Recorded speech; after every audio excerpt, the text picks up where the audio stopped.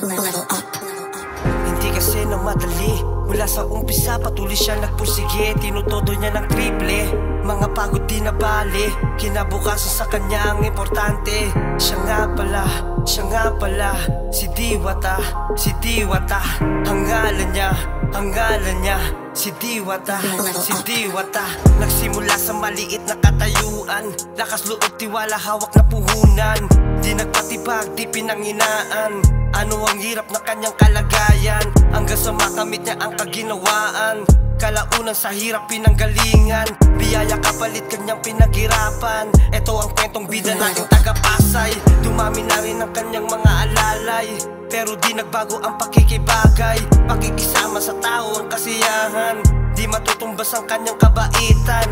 Labis na mapagmahal, busilak ang tumatakbo sa kanya nagdangal. Kahit tingin sa kanya ng iba ay isang ngal. Parehas siya na lumalaban, kaya siya ay nagtagal, kaya siya ay nagtagal. Di kasi na madali, mula sa umpisa patuloy siya nagpursige. Tinutodo niya ng triple, mga pagod di na bali. Kinabukasan sa kanya ang importante.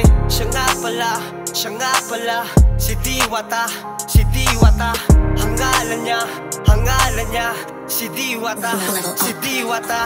Kaya nagbago ang karera, lipak-lipak na rin ang pera, pero di nagbago pagkatao ng postura. Parang kinulayan na makintab at malinaw na pintura.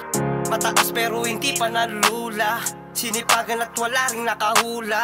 Nakikita at wala ng pagdududa, binibless na rin siya pabalik ng kusa. Marami na rin sa kanya kumikilala, sa pagsabog na kanya na tinitinda. Nakilala sa maliit na bangketa, ngayon dinadayo na rin siya ng masa.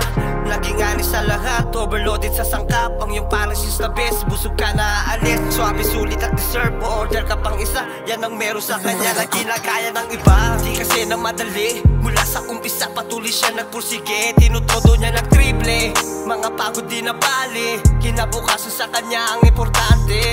Siya nga pala si Diwata, si Diwata.